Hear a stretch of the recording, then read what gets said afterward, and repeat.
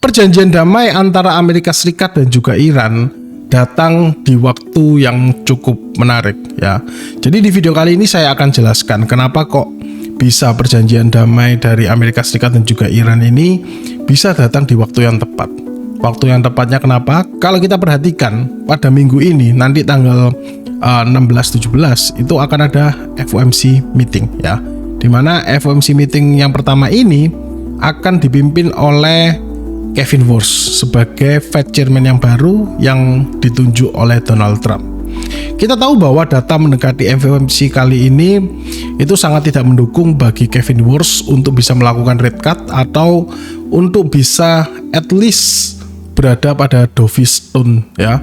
Jadi kita lihat PPI ada di angka 6,5% per Mei 2026 year on year, dan kita tahu bahwa CPI datanya pasti juga akan ikut mengalami kenaikan, di mana based on video yang saya jelaskan sebelumnya, CPI itu selalu lagging 2 bulan di belakang PPI karena PPI adalah merupakan producer price index, sedangkan hit di consumer market, terefleksi di consumer market itu nanti sekitar 2 bulanan ya.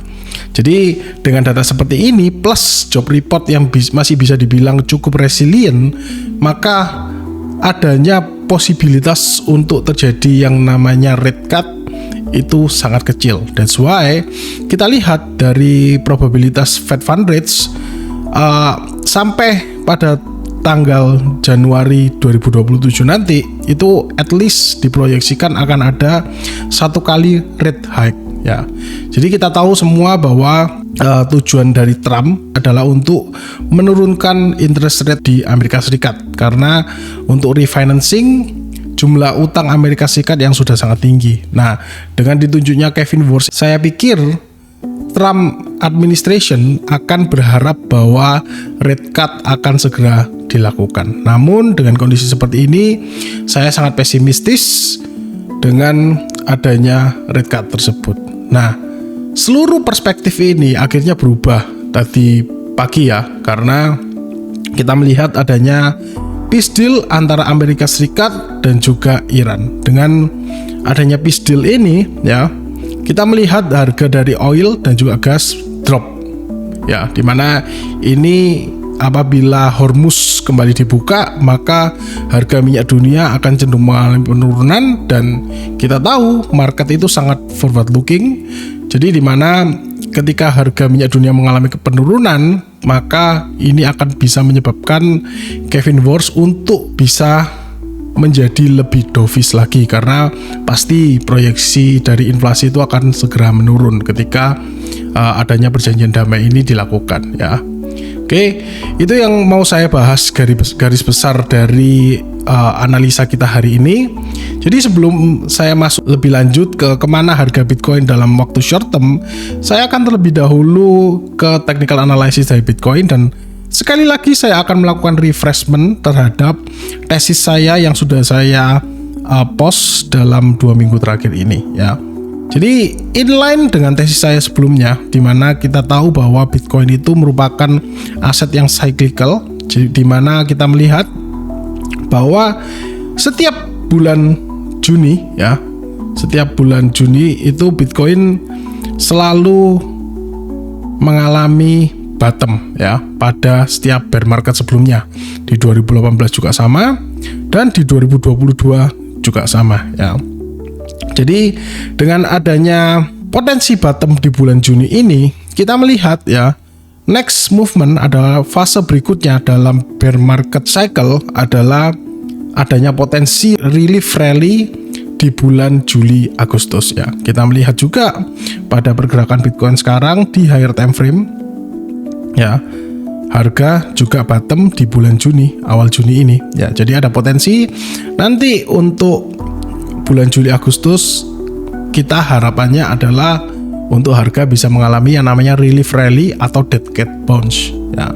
Jadi berdasarkan guidance yang saya buat ini dan berdasarkan tesis dari cycle-cycle sebelumnya di bear market, saya berharap dan saya mempunyai kecenderungan bahwa bulan Juli Agustus akan mulai terjadi yang namanya relief rally. Tapi perlu diketahui ya, bahwa setiap bear market sebelumnya rally yang terjadi pada bulan Juli Agustus ini umurnya pendek ya. Jadi bisa dibilang short lived karena berikutnya akan ada potensi final capitulation yang terjadi di bulan November Desember. Kalau misal tesis dari bear market ini masih bisa direfleksikan di kondisi sekarang. Oke. Nah, pergerakannya di lower time frame bagaimana? Saya akan bahas ya. Tadi pagi saya sudah sempat bahas di video di TikTok ya tentang pergerakan lower time frame dari Bitcoin ya. Kita melihat ya seperti harapan saya tadi pagi, harga akhirnya mampu menembus breakout di atas area 64.700 yang merupakan area resistance zones ya dari konsolidasi range yang terjadi sejak minggu lalu antara 64.700 sampai 59.000 US dollar. Kita lihat dengan adanya breakout dari area resistance ini ada potensi harga akan mengalami yang namanya relief rally. Nah, relief rally-nya di mana untuk target terdekat? Untuk target terdekat ya, saya akan bagi menjadi dua target. Yang pertama adalah target dari sisi yang lebih konservatif dan sisi yang lebih agresif lagi. Yang dari sisi lebih konservatif, saya akan tarik dari area ini menuju ke area swing low dengan Fibonacci retracement 50% dan juga golden ratio. Kita melihat adanya area di sekitaran sini ya yang merupakan area strong resistance ya berdasarkan target yang konservatif ini antara 68.000 US dollar sampai 70.000 US dollar. Lalu target yang agresifnya di mana? Nah, kalau kalian lihat video yang saya post hari Minggu kemarin tentang refreshment dari cycle yang saya sebutkan ya, dimana kita lihat ya setelah terjadinya SFP di sini kita melihat adanya potensi bounce ya. Kalau kita lihat pada cycle-cycle sebelumnya di 2022 bear market, kita melihat bahwa relief rally di bulan Juli Agustus selalu at least tap area 50% dari Fibonacci retracement dan golden ratio ya. Jadi di sini ada yang namanya zona antara 50% Fibonacci retracement dan golden ratio di 2022 area harga tap area tersebut ya. Lalu di 2018 juga sama, kita lihat ya. 2018 ada area antara swing high di sini dan swing low di sini. Antara area 50% Fibonacci retracement dan juga golden ratio ya. Jadi untuk approach yang lebih agresif, saya akan merefleksikan hal tersebut di chart kali ini ya. Dimana kita lihat ada swing high dan swing low ya di pergerakan market sekarang. Swing high-nya di mana? Di area sini 82.700 ke swing low ya. Nah, ke swing low di 59.000 US dollar. Kita lihat ya, based on current structure, area zona antara Fibonacci retracement level ya di 50% sampai dengan golden ratio itu memiliki confluence dengan price action sebelumnya ya. Jadi waktu pada tanggal 4 Maret 2026 di sini ada level resistance. Lalu di tanggal 14 Maret juga sama ada level resistance ya. Jadi ini merupakan area-area krusial untuk Bitcoin saat ini ya.